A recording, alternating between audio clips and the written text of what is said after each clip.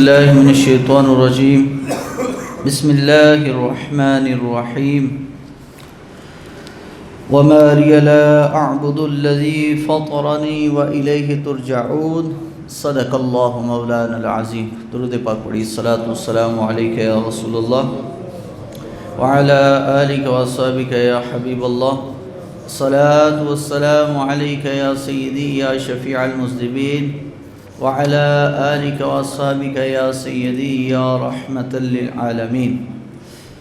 معزز و مکرم سامعین حاضرین، گزشتہ رات کی تراویح میں 23واں پارہ اور 24ویں پارے کا قرآن مجید کی آیات تراویح میں پڑھی گئی. تو پرسوں رات کو سورہ یاسین پڑھی گئی تھی، تو کل کے درس میں ہم نے سورہ یاسین کے حوالے سے کچھ باتیں نہیں عرض کی تھی وقت کی قلت کی وجہ سے. آج سورہ یاسین کے حوالے سے کچھ باتیں عرض کر کے پھر ہم گزشتہ رات کی تراویح پہ آئیں گے. سورہ یاسین حدیث شریف میں بڑی فضیلت آئی ہے اس کی، اور نبی کریم صلی اللہ علیہ وسلم کی حدیث ہے تو یہ حدیث ضعیف ہے، لیکن ضعیف حدیث بھی فضائل کے ضمن میں قابل عمل ہوتی ہے. یعنی جن چیزوں میں فضیلت اور اجر کا ذکر ہوتا ہے، ضعیف حدیث اس میں قابل قبول ہے. اس لیے میں پہلے بتا رہا ہوں، ہے حدیث ضعیف ہے. حضور نے ارشاد فرمایا کہ میری خواہش ہے کہ میرے ہر امتی کو سورہ یاسین یاد ہو، اور فرمایا یہ سورہ یاسین جو ہے قرآن مجید کا دل ہے، اس کو دل قرار دیا گیا. جس طرح دل سے پورے جسم کا نظام رواں دواں ہے، اس طرح قرآن مجید کی سورہ یاسین سے پورے قرآن کا نظام چل رہا ہے. اور بھی اس کی کئی تشبیہات حدیث میں آئی ہیں. تو بہرحال اس کا ایک چھوٹا سا عمل اور وظیفہ ہے جو مشائخ نے بیان کیا کہ جب 3 دل ایک جگہ جمع ہو جائیں تو بندہ اپنی مراد کو پہنچ جاتا ہے. وہ 3 دل کیا ہیں؟ 3 دل قرآن مجید کا دل ہے سورہ یاسین، ٹھیک ہے. دن اور رات کے اوقات کا دل ہے وقت تہجد، اور نمازوں کا جو دل ہے وہ ہے سورہ یاسین. اور نمازوں کا جو دل ہے وہ ہے نماز تہجد. تہجد یہ نمازوں کا دل ہے، اور وقت تہجد دن رات کی اوقات کا دل ہے، اور یاسین قرآن کا دل ہے. جب 3 چیزیں ایک جگہ جمع ہو جائیں تو ہمارے مشائخ نے لکھا کہ جو بندہ اگر اس کو اپنا لے، اگر اللہ کرے سورہ یاسین یاد ہو کسی کو، تو وہ تہجد میں، نوافل میں، چاہے 2 میں، چاہے 4 میں، چاہے 8 میں، 8 کے اندر اگر تقسیم کر لے تو سبحان اللہ، نبی علیہ السلام کی سنت بھی ادا ہو جائے گی 8 رکعت تہجد کی. اور سورہ یاسین پورے 8 رکعت میں ختم کرے، تھوڑا تھوڑا پڑھتا رہے، 8 حصوں میں تقسیم کر لے، اس کو پڑھے. اور اس کے بعد جو بندہ دل میں خواہش رکھے گا، کسی چیز کی حاجت رکھے گا، اس کی برکت سے اللہ پوری کرے گا. اب آئیے قرآن مجید سورہ یاسین کی چند باتیں ہم بیان کرتے ہیں. مختصر وقت میں ساری بیان کرنا تو ممکن نہیں ہے، لیکن ہم تبرکاً قرآن مجید کو سمجھنے کی کوشش کرتے ہیں. یہ تبرکاً ہی ہے. اللہ تعالیٰ نے فرمایا کہ وَمَا لِيَ لَا أَعْبُدُ الَّذِي فَطَرَنِي وَإِلَيْهِ تُرْجَعُونَ. تو اللہ تعالیٰ نے فرمایا کہ جو نیک بندے ہیں نا، وہ کہتے ہیں کہ مجھے کیا ہے کہ میں اللہ تعالیٰ کی بندگی نہ کروں. یعنی میرے اندر کوئی کمی ہے، میں اللہ کو کیا پہچانتا نہیں، اس کی معرفت نہیں رکھتا. کیونکہ پچھلی آیت میں جو 22ویں پارے کی آخری آیت ہے، وَجَاءَ مِنْ أَقْصَى الْمَدِينَةِ رَجُلٌ يَسْعَىٰ قَالَ يَا قَوْمِ اتَّبِعُوا الْمُرْسَلِينَ اتَّبِعُوا مَن لَّا يَسْأَلُكُمْ أَجْرًا وَهُمْ مُهْتَدُونَ. یہ کون تھے؟ حضرت جناب عیسیٰ علیہ السلام کے ایک صحابی تھے.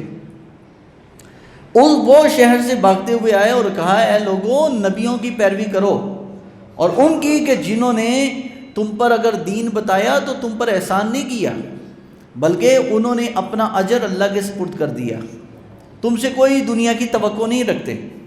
وَمَا لِيَ لَا أَعْبُدُ الَّذِي فَطَرَنِي وَإِلَيْهِ تُرْجَعُونَ. اور مجھے کیا ہے کہ میں اپنے رب کی بات نہ مانوں، وَإِلَيْهِ تُرْجَعُونَ، حالانکہ مجھے واپس اپنے رب کی طرف پلٹنا ہے. یہ چیز بندے کے اندر دل میں بیٹھ جائے نا کہ واقعی مجھے واپس اللہ کے ہاں پہنچنا ہے، تو بتائیں کوئی بندہ نافرمانی کرے گا؟ یاد اس کے ذہن میں پختگی ہو جائے اس چیز کی کہ واقعی میں نے اللہ تعالیٰ کے پاس جانا ہے۔ تو پھر اللہ تعالیٰ نے اور بھی کئی باتیں کی پھر سورج چاند ستاروں کے متعلق کہ وَالشَّمْسُ تَجْرِي لِمُسْتَقَرٍّ لَهَا، سورج اپنے مدار میں چل رہا ہے، سورج اپنے وَالْقَمَرَ قَدَّرْنَاهُ مَنَازِلَ، اور چاند اپنی منزلوں پر چل رہا ہے، سورج اپنے مدار میں اور چاند اپنی منزل میں۔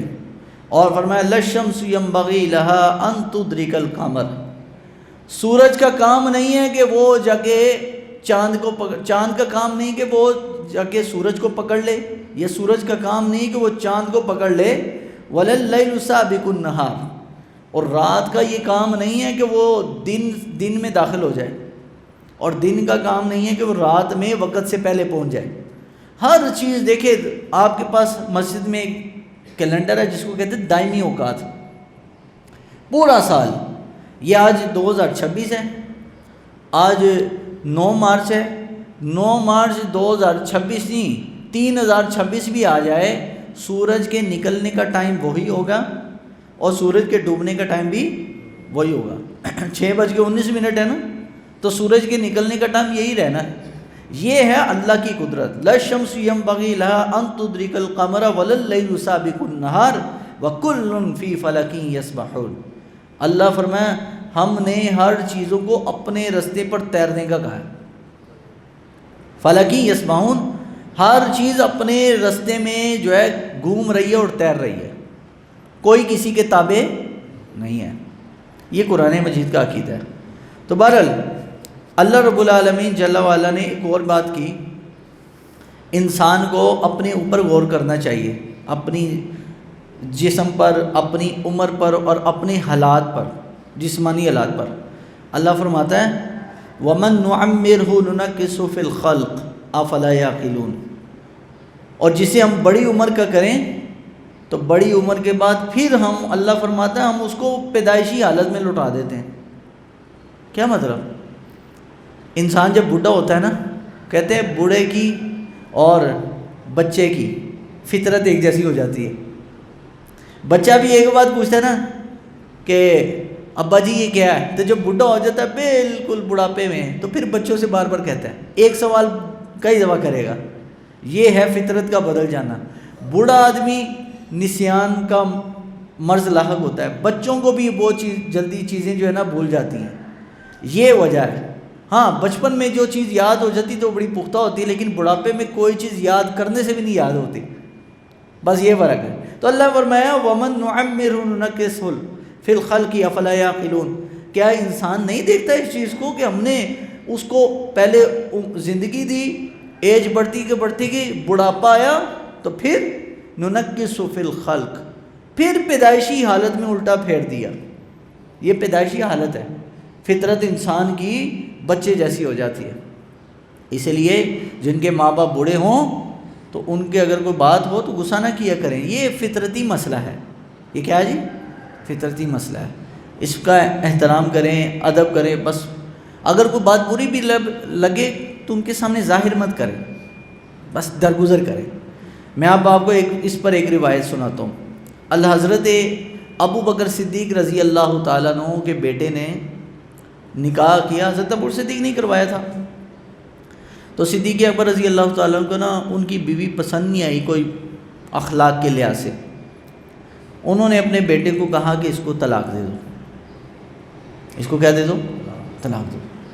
اب صدیق اکبر رضی اللہ تعالیٰ عنہ کا یہ دور خلافت چل رہا ہے، خلیفہ ہیں اور زندگی کے بڑھاپے والا حصہ ہے۔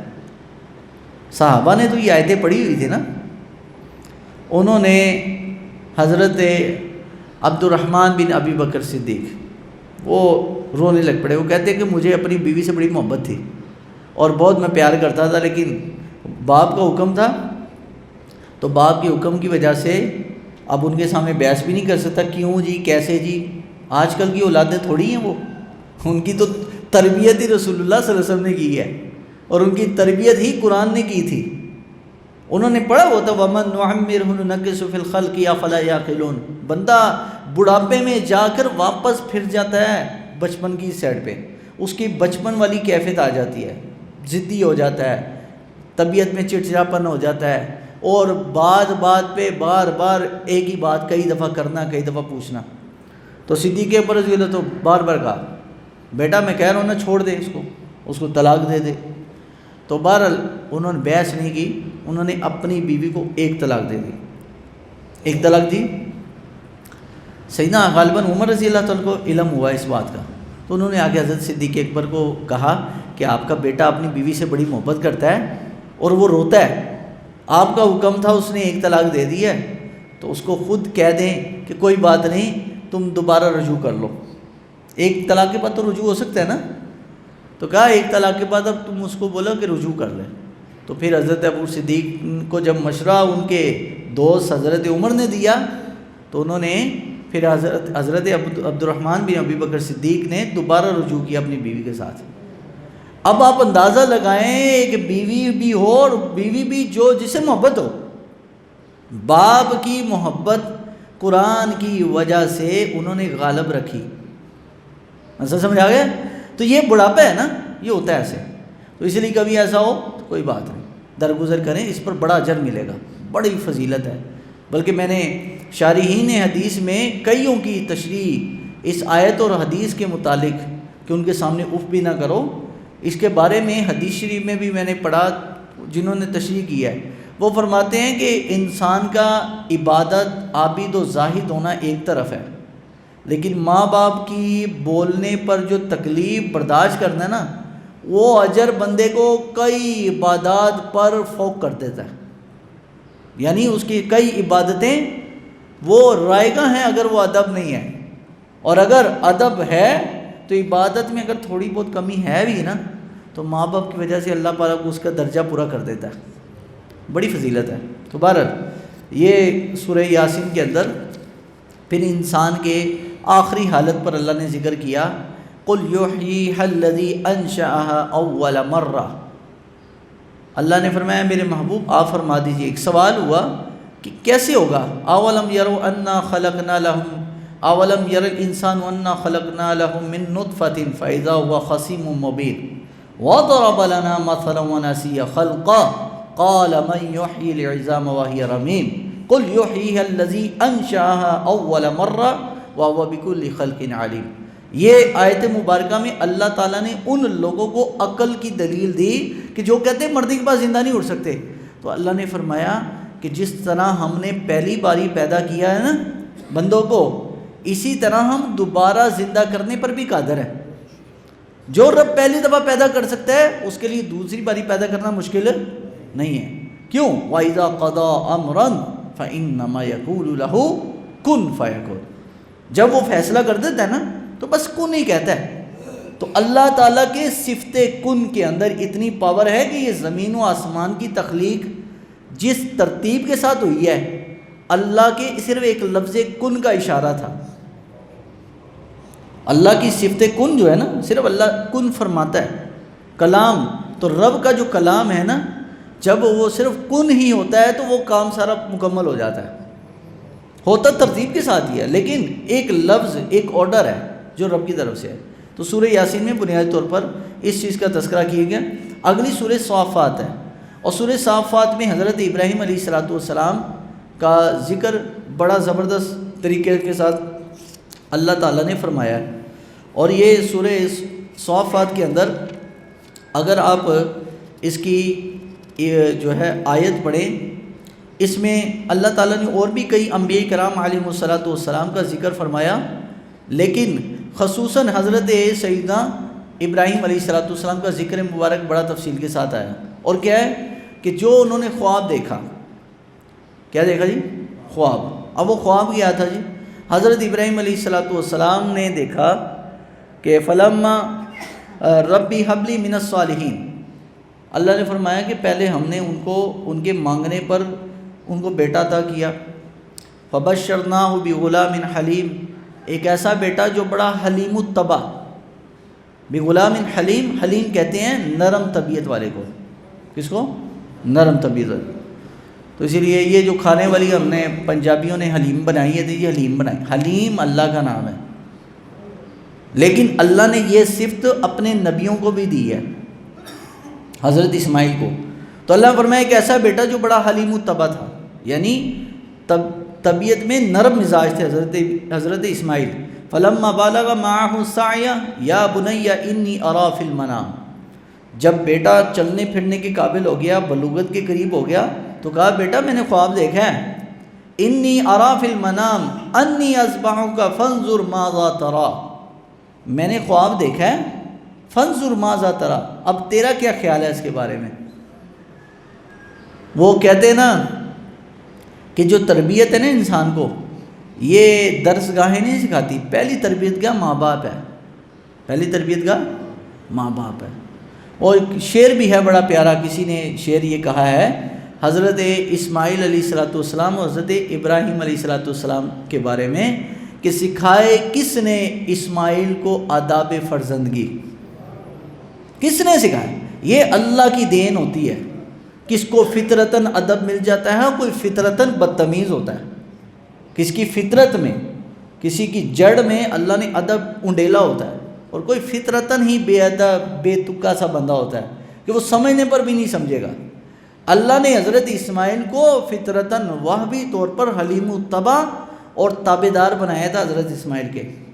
اور بڑھاپے کی اولاد تو ویسے ہی بڑی پیاری ہوتی ہے، جب پوری زندگی اولاد نہ اور بڑھاپے میں اللہ دے دے، وہ تو ویسے بھی دیکھیں اللہ کی حکمت، اتنا عرصہ اولاد نہیں ملی، امتحان در امتحان، جب اولاد مل گئی خواب دکھایا کہ انی اذبحک فانظر ماذا ترى، میں بیٹا تجھے ذبح کر رہا ہوں۔ حضرت اسماعیل کو پتہ تھا نا کہ نبی کا خواب بھی رب کی وحی ہوتا ہے، تو پھر کیا وقال یا ابت افعل ما تؤمر ستجدنی ان شاء اللہ من الصابرین، کہا ابا جی کوئی مسئلہ نہیں، آپ حکم کریں، آپ مجھے انشاءاللہ صبر کرنے والوں میں سے پائیں گے۔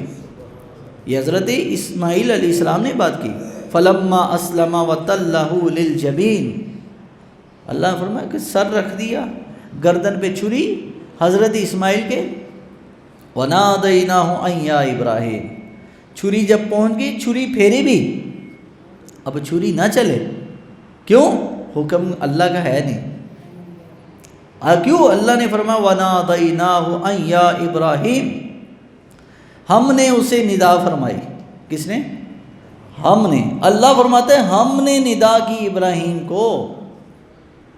دیکھو قرآن مجید میں جتنے بھی جگہ پر ندا کا لفظ ہے نا وہ فرشتوں کے بارے میں ہے، لیکن یہاں پر اللہ فرمائے وَنَادَيْنَاهُ، ہم نے ندا دی، یعنی اللہ تعالیٰ فرماتا ہے ہم نے خود ابراہیم سے کلام کیا کہ اے ابراہیم قد صدقت الرؤیا، صدقت الرؤیا، اے ابراہیم تم نے اپنا وعدہ سچا کر دیا، ان کذالک نجزی المحسنین، ہم اسی طرح جزا دیتے ہیں محسنین، نیک لوگوں کو ایسی جزا دیتے ہیں، ان ھذا لہو البلاء المبین، اور ہم نے آپ پر ایک بہت بڑی آزمائش اتاری، بلاء مبین، بڑی مصیبت ہے، تو مصیبت ہے نا، کہہ سکتے تھے حضرت ابراہیم یا اللہ اتنے بڑھاپے میں اولاد دی ہے اور بچہ بھی چھوٹا ہے اور آپ کہہ رہے ہو ذبح کر دو، نا نا نا، اپنا سب کچھ۔ اس لیے ہمارے صوفیاء نے یہ بات لکھی، حضرت مجدد الفسانی رحمۃ اللہ علیہ، نقشبندی مشائخ، وہ بات فرماتے ہیں کہ اللہ تعالیٰ نے حضرت ابراہیم علیہ السلام کو اپنی صفات کی جو تجلیات و فیوزات عطا فرمائے تھے اس میں اللہ نے تفصیلی فیض دیا، کسی ولی کو تفصیلی نہیں، کسی کو اجمالی فیض ہوتا ہے۔ یہ سادہ سی بات سمجھا دوں کہ اللہ کا کوئی ایک نام ہے نا، کوئی ایک نام، ہر نام کا ایک نور ہے اور اس کا ایک فیض ہے، اور بندے کی فطرت پہ، بندے کی طبیعت پہ کبھی اللہ کی کوئی صفت غالب ہوتی ہے، کبھی کوئی ہوتی ہے۔ جب بندہ نیک ہوتا ہے نا تو نیک لوگوں کی صفت میں کہتے ہیں نا یار فلاں بہت جلالی بزرگ ہے، تو اس نے اللہ کے نام جو پڑھے ہوتے ہیں اس کی طبیعت میں اس کی تاثیرات نظر آتی ہیں، کوئی اللہ کی صفت جمالی پڑھتا ہے اس کی طبیعت میں وہ نظر آتی ہے۔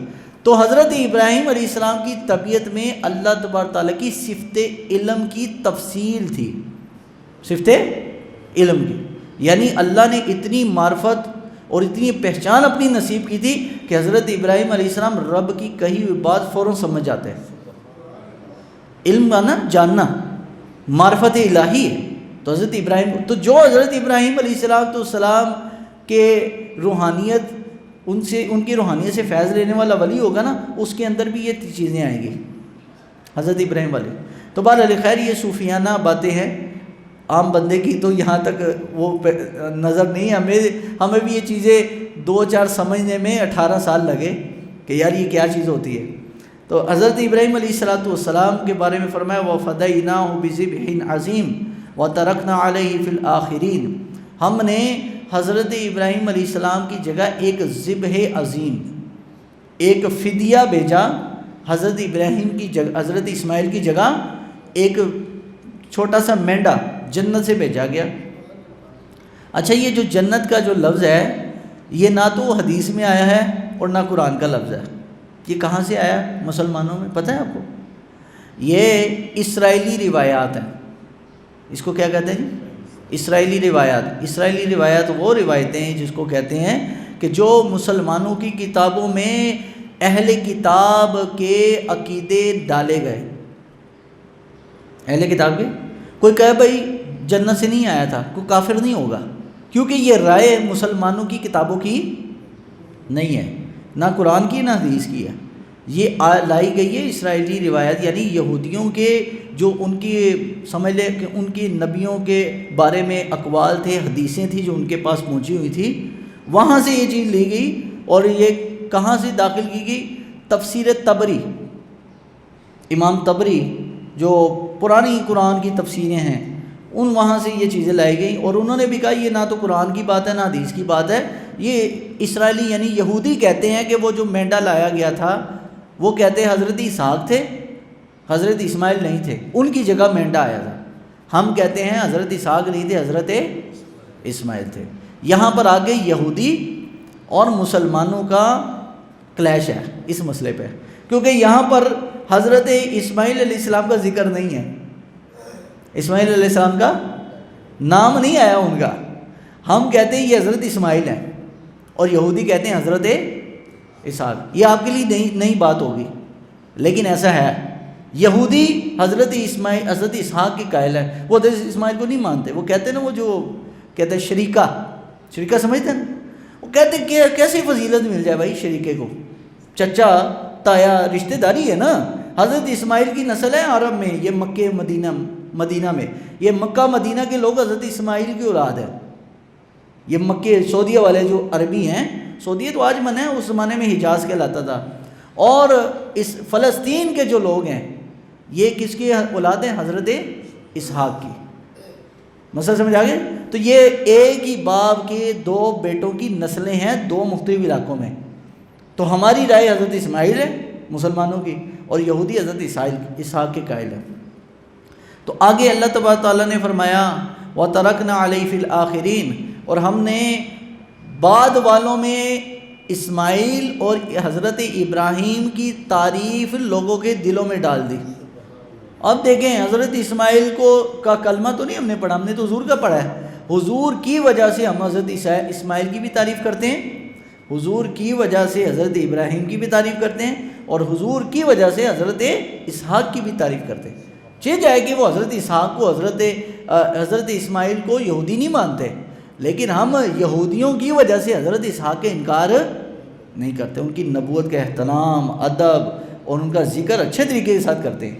تو یہ ایک عقیدہ قرآن نے جو ہمیں سمجھایا نا کہ کسی مخالف کی وجہ سے برگزیدہ لوگوں پر طعن و تشنیع کرنے کی ضرورت نہیں ہے. اب مثال صحابہ کرام پر اگر کوئی بکواس کر رہا ہے تو ہمیں ضرورت نہیں ہے کہ اہل بیت کی کوئی کمزور روایتیں بیان کرنا. کمزور سے مراد کہ جس میں کوئی نعوذ باللہ ان کی کوئی کمی بیان ہو رہی ہو، ان کی وجہ سے ہم نے وہ ایسی بات نہیں کرنی. اگر وہ مثال طور پر اپنی منہ کالا کر رہے ہیں تو ہمیں منہ کالا کرنے کی ضرورت نہیں ہے. یہودی بھی یہی کرتے تھے، حضرت اسماعیل کو نہیں مانتے تھے، وہ مخالفت کرتے تھے. وہ کہتے تھے کیسے ہم اپنے شریکہ برادری والے کی فضیلت بیان کرتے ہیں. لوگ پرائے کی کر لیتے ہیں، اپنے کی نہیں کرتے، اپنے کو نہیں مانتے. وہ کہتے ہیں نا وہ گھر دا پیر ہولا ہے، کہتے ہیں نا. تو جو گھر کا نبی گھر کے حضرت اسماعیل، ان کو نہیں ان کی شریکے والوں نے مانا، ان کے خلاف روایتیں لے آئے، جو ان کے بارے میں آیتیں اتری انہوں نے کسی اور پہ منسوخ کر دی. تو مقصد یہ ہے. آگے حضرت سیدنا موسیٰ اور حضرت ہارون کا واقعہ ہے وہی بنی اسرائیل کا کہ اللہ نے کیسے ان کو نجات دی، سمندر سے نکالا، رستے بنائے، سارا اس کا تذکرہ اس سورہ مبارکہ کی آگے میں آیا ہے۔ آگے سورۃ الصاد ہے، سورہ صاد ہے۔ اس سورۃ مبارکہ کا جو بنیادی موضوعات ہیں وہ 5-6 موضوع ہیں سورہ صاد کے اندر۔ پہلا، اللہ نے کفار کے باطل عقیدے بتائے، یعنی ان کا اللہ کے بارے میں، نبیوں کے بارے میں جو خرابی عقیدے کی وہ بیان کی، وہ ہم سورہ بقرہ میں شروع میں کر چکے ہیں بیان۔ اچھا، پھر گزشتہ امتوں کی بربادی کا ذکر ہے، وہ ہم سورہ اعراف والے موضوع کے اندر بیان کر چکے ہیں کہ 5 انبیاء 6 نبیوں کا اللہ نے تسلسل کے ساتھ ذکر کیا، اور پھر 6 نبیوں کے بعد ان کی قوموں کی تباہی کی وجوہات بیان کی۔ قوم لوط کیا کرتی تھی؟ شعیب علیہ السلام کی قوم ناپ تول میں کمی کرتی تھی۔ حضرت سیدنا موسیٰ علیہ السلام کی قوم میں جنہوں نے ہفتے والے دن شکار کیا، اللہ نے ان کو بندر بنا دیا، یہ سارا تذکرہ ہے۔ پھر حضرت داؤد علیہ السلام اور حضرت سلیمان علیہ السلام کا تذکرہ ہے، یہ پیچھے بھی سورہ نمل کے اندر بھی گزر چکا ہے۔ اچھا، آگے قصہ آدم اور قصہ ابلیس ہے، قصہ آدم اور ابلیس۔ قصہ آدم اور ابلیس، حضرت آدم علیہ السلام کا قصہ، اور پھر ایوب علیہ السلام کا قصہ، اور ایوب علیہ السلام کے مصائب کا اللہ تعالیٰ نے تذکرہ کیا، اور ان کے پاؤں کے ذریعے سے اللہ نے ایک شفا والا چشمہ جاری کیا۔ 2 کنویں ہیں جو انبیاء کے پاؤں کی ٹھوکروں سے نکلے، اور وہ اللہ نے فرمایا کہ ہم نے اس میں شفا رکھی ہے۔ ایک حضرت اسماعیل، ان کے پاؤں سے لگا تو زمزم نکلا۔ ایک حضرت ایوب علیہ السلام، ان کے پاؤں مبارک لگے، اللہ نے نیچے کنواں ایک چشمہ جاری کیا اور اس میں شفا بنائی۔ اب یہ عقیدہ لوگوں کا یہاں سے باطل ہو جاتا ہے جو کہتے ہیں کہ شفا کوئی بھی نہیں دے سکتا، شفا اللہ کے سوا کوئی بھی شفا نہیں دے سکتا، یعنی اس بات میں یہ انکار نہیں ہے کہ اللہ شفا نہیں دے سکتا، یہ بات تو ہے ہی نہیں ہے۔ مسئلہ اس بات میں یہ ہے کہ جو کہتے ہیں کہ نبی کی ذات سے منسوب چیز کسی کو کوئی فائدہ نہیں دے سکتی، نبی کسی کو فائدہ نہیں دے سکتا، یعنی عقیدہ یہ سمجھانا ہوتا ہے باجی اللہ نہیں کرنا ہے، نبی کی ذات سے منسلک کوئی بھی چیز فائدہ نہیں دے سکتی۔ اور سب سے بڑی بات آپ کے سامنے میں آپ کو ایک نقطہ سمجھا دیتا ہوں۔ دور حاضر میں ایک بہت بڑا نیٹ ورک ہے آپ کے ڈرائیوین کی تبلیغ جماعت کا، ہے نا؟ ان کا پہلا ہی، آپ کبھی ان کے پاس بیٹھیں تو پہلی بات ہی کیا کہیں گے؟ جی کلمہ پڑھو۔ پھر کیا پڑھو جی؟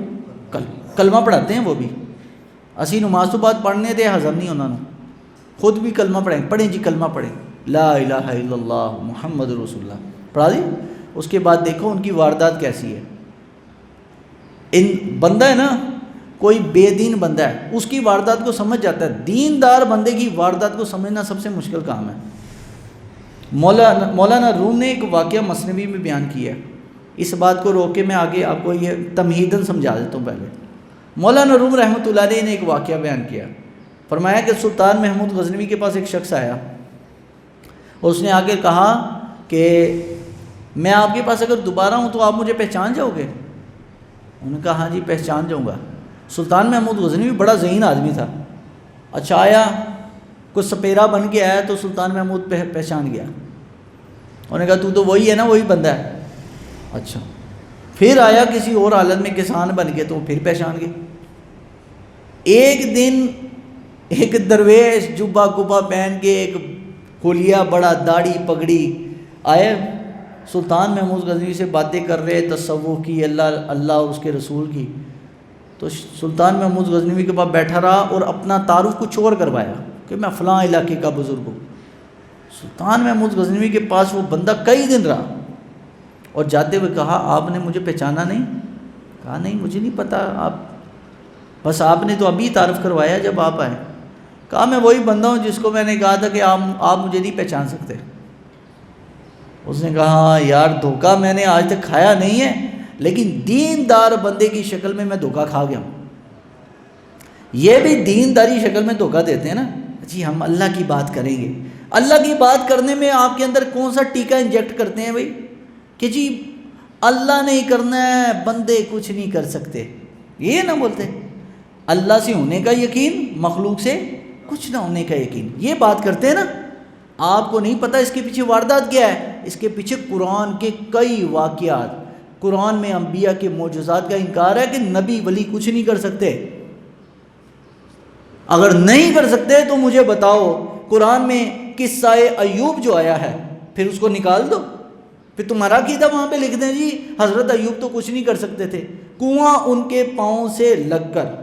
اچھا، قصہ یوسف علیہ السلام کا کہ اللہ تعالیٰ نے فرمایا کہ یوسف علیہ السلام نے اپنا کرتا دیا، حضرت یعقوب کی آنکھوں کا درد ختم ہوا اور بینائی واپس آ گئی. اگر نبی ولی کچھ نہیں کر سکتے تو بھائی پھر یہ کیا ہے؟ حضرت سلیمان علیہ السلام کی خدمت میں جو تخت بلقیس لایا گیا وہ کس نے لایا؟ آصف بن برقیہ. یہ قرآن بتا رہا ہے. اور کیا تھا ان کے پاس؟ قرآن کہتا ہے کہ ان کے پاس کتاب کا علم تھا.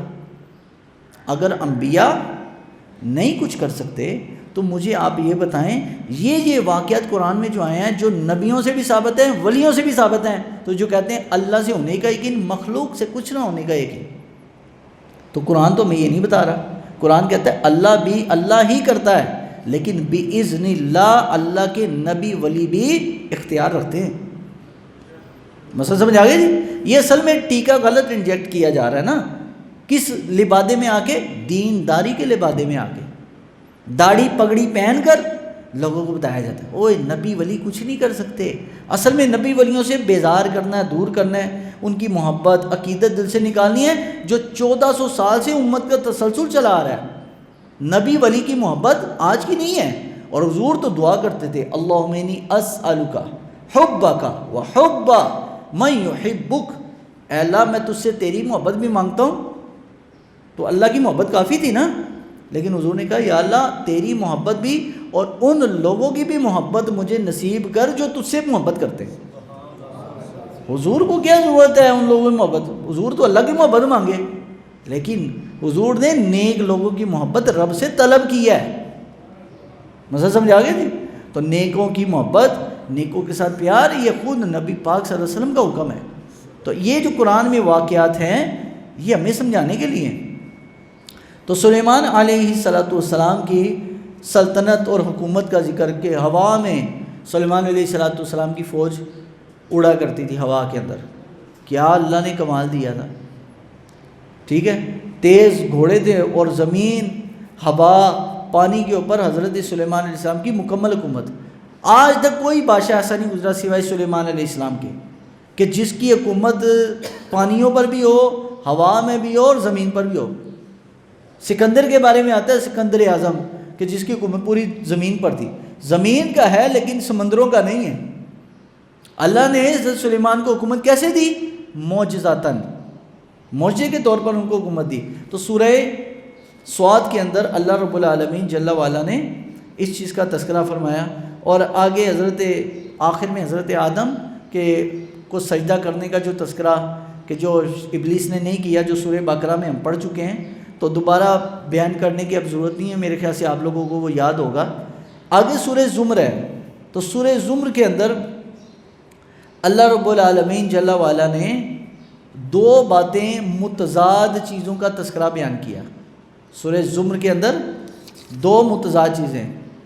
وسیق الذین اتقوا الی الجنۃ زمرا، اللہ نے فرمایا کہ جب جنتی پہنچیں گے جنت کے دروازے پر، حتی اذا جاؤ وفتحت ابوابها، اور جب وہ آئیں گے جنت کے دروازے پر ان کے لیے دروازے کھولے جائیں گے. سلام علیکم طبتم، تم پر سلامتی ہو، کیا خوب زندگی گزاری ہے تم نے. حدیث شریف میں آیا نبی علیہ السلام فرمایا جنت کے دروازے میں جب پہنچیں گے اور فرشتہ یہ بولے گا کہ تم پر سلام ہو، یہ کہے گا نا انشاءاللہ ہم سنیں گے انشاءاللہ اللہ کے فضل سے. تو حضور نے فرمایا دنیا کا دھتکارا ہوا، دنیا میں ذلت اور رسوائی اور تکلیف اٹھانے والا شخص جنت میں جب یہ فرشتے کا کلام سنے گا نا، اپنی پوری زندگی کی تھکاوٹ، تکلیف، مصیبت اور مصائب کو بھول جائے گا اس ایک جملے کو سن کر۔ اور حضور نے فرمایا کہ پھر آگے جہنم کا بھی ذکر ہے، وَسِيقَ الَّذِينَ اتَّقَوْا رَبَّهُمْ إِلَى الْجَهَنَّمِ زُمَرًا، کہ جب جہنم کے پاس ان کو لایا جائے گا۔ یہ اچھا دونوں جملوں میں جنت اور جہنم کا ہی فرق ہے، دونوں سائڈ پر بولا کہ جنتیوں کا بھی جہنمیوں کا بھی۔ جہنم کے دروازے پر جب لائے جائیں گے نا تو حضور علیہ السلام نے فرمایا کہ جہنمی جب جہنم کے دروازے تک پہنچیں گے نا تو جہنم کے جو دروغہ ہیں، حضرت مالک ان کا نام ہے، حضرت مالک۔ اچھا، جنت کے جو دروازے پر کھڑے ہونے والے فرشتے ہیں ان کا نام حضرت رضوان ہے۔ اور حضور نے فرمایا وہ اتنے خوبصورت اور حسین ہیں، یعنی جتنے دروازوں پر ہیں نا ان سب فرشتوں کے نام حضرت رضوان ہے۔ اب وہ اتنے خوبصورت ہے کہ دنیا کا تکلیف اور مصیبت اور پریشانی میں بندہ ہوگا، ان کو دیکھے گا تو سارے غم دنیا کے بھول جائے گا، اور آخرت کی قیامت کی جو تکلیفیں اٹھائی ہوں گی وہ اس کو دیکھتے ساتھ ہی بھولے گا۔ اور جس بندے نے جہنم کے دروازے پر پہنچے گا نا، جو دنیا میں عیاش، آسائش، زیبائش اور بڑا پرتکلف رہا، بڑا جس کو کہتے ہیں نا بڑی عیاشی میں رہا بندہ نا، صرف ایک نظر جہنم میں حضرت مالک کے چہرے پر پڑے گی تو وہ ایسا سمجھے گا جیسے میں پوری زندگی میرے جسم کے پیس ہوتے رہے ہیں اور میں جسم کو کٹوا کے، جسم کو تکلیف پہنچا کے تو میں جہنم پہنچاؤں، یعنی اس کی کیفیت ایسی ہوگی۔ مسئلہ سمجھ آ گیا؟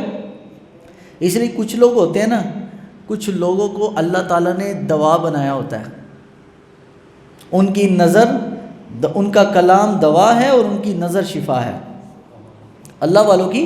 تو کچھ اللہ والوں کو آپ دیکھتے ہیں تو ان کو دیکھتے ساتھ بندے کو سکون مل جاتا ہے، ایسا قلبی سکون۔ اور کچھ لوگ ایسے ہیں کہ جن کو دیکھتے ساتھ ہی بندے کے دل میں نا تنگی آنا شروع ہوتی، بندہ کہتا ہے یار انہوں نہیں ملنا، رستہ ہی بدل لو، ایسے ہی ہے نا۔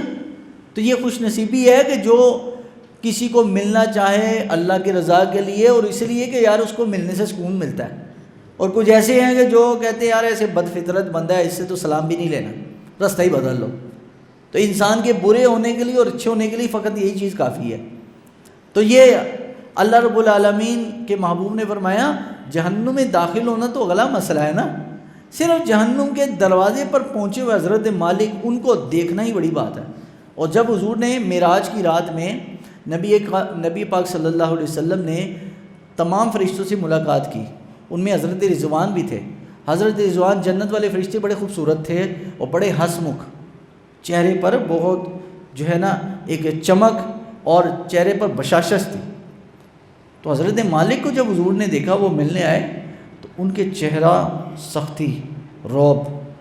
تو پوچھا جبریل سے، جبریل یہ جو فرشتے ہیں ان کو کیا ہوا ہے؟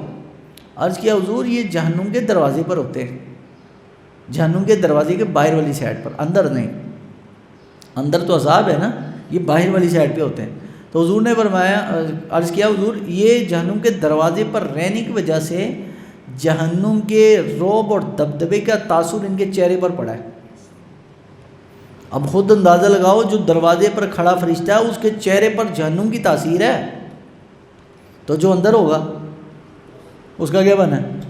اور بلکہ ہمارے عقائد کی کتابوں میں اور احادیث میں بھی یہ باتیں آئی ہیں کہ اگر ایک جہنم کا اتنا حصہ کہ جو سوئی کے نوک کے برابر ہے، اگر اس کا رخ صرف دنیا کی طرف موڑ دیا جائے، زمین و آسمان کی ساری مخلوقیں اس بدبو سے مر جائیں گی، صرف اتنا، بالکل سوئی کے نکے کے برابر اتنا سوراخ اگر جہنم کا دنیا کی طرف پھیر دیا جائے تو زمین و آسمان کی ساری مخلوق بدبو سے اور اس تپش سے مر جائے۔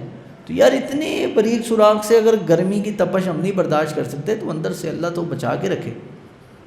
حضور اللہ سے یہی تو دعا کرتے تھے، اللہم انی اعوذ بک من عذاب جہنم، یا اللہ اپنے عذاب جہنم سے ہمیں اپنی پناہ میں رکھنا۔ تو دعا کیا کریں، یہ ضروری نہیں ہے کہ ہم حضور کی امتی ہیں تو جی بس سیدھا ڈائریکٹ جنت کا ٹکٹ لگنا ہے۔ کچھ لوگوں کو بائی پاس جنت لے جایا جائے گا تو پہلے جہنم کا سٹاپ ہے، تو ایسے نہیں ہے، وہ جہنم میں جا کر بھی حضور کی شفاعت ہونی ہے، لیکن وہ بھی نہیں پتہ کب ہوگی۔ کوئی لکھوا کے ہم حضور سے نہیں آئے کہ حضور ہم نے 5 دن رہنا ہے، 3 دن رہنا ہے، سال رہنا ہے، مہینہ رہنا ہے، اس کا بھی کوئی پتہ نہیں ہے۔ بالآخر کلمے کی برکت سے، وہ بھی صرف کلمے کی برکت سے، حضور کا امتی ہونے کی برکت سے بالآخر جنت ہے، بالآخر۔ لیکن اس کا یہ بھی نہیں مطلب ہم بندہ کہے ٹھیک ہے جی حضور کے منہ، کئی ایسے میں نے مسلمان دیکھے او سرکار نے بخشوا دینا ہے، ایسے سنی ہمارے نماز نماز کوئی نہیں پڑھتے، نہ روزہ رکھتے ہیں، ہاں جی رمضان میں بھی آپ ان کو دیکھیں تو منہ میں پان رکھا ہوگا ان لوگوں نے، او سرکار نے بخشوا۔ یہ قوال ٹائپ کے لوگ اور دیسی قسم کے جو نعت خوان ہیں، نہ نماز پڑھتے ہیں یہ لوگ، نہ روزہ رکھتے ہیں، اور جی سرکار نے سانو بخشوا دینا ہے۔ کی کرنا جی؟ بخشوا دینا۔ تسی تے مولویہ نے ایویں ڈرایا ہے۔ میں کہا بیٹا پتہ چلے گا جب سامنا ہوگا نا تو پھر پتہ چلے گا کہ بخشوانا ہے کہ نہیں بخشوانا۔ یہ تو آج کی باتیں ہم کر رہے ہیں نا، ہم تو وہ باتیں کر رہے ہیں جو قرآن میں اور نبی پاک کے فرمان میں موجود ہے۔ تمہاری ساری باتیں صرف وہم و گمان پر ہیں، کیا پتہ تمہارا گمان غلط ہو جائے، اور قرآن مجید کی بات تو 100% سچ ہے نا، حدیث رسول تو 100% سچ ہے، ہمارا تو ایمان ہے، تو ہم اپنے گمان پر اللہ اور رسول کے کلام کو ترجیح دیتے ہیں۔ یہ مسئلہ سمجھ لے، اپنے گمان اور اپنی سوچ پر مسلمان وہ ہیں جو اللہ اور اس کے رسول کی بات کو کیا دیتے ہیں؟ ترجیح دیتے ہیں۔ اس لیے جب اپنی رائے آ جائے نا اور اللہ رسول کی بات آ جائے، رائے کو پیچھے کر دو، اللہ رسول کی بات آگے۔ تو بہرحال اللہ تعالیٰ ہمیں عمل کی توفیق عطا فرمائے اور صحیح معنوں میں دین پر چلنے کی توفیق نصیب فرمائے۔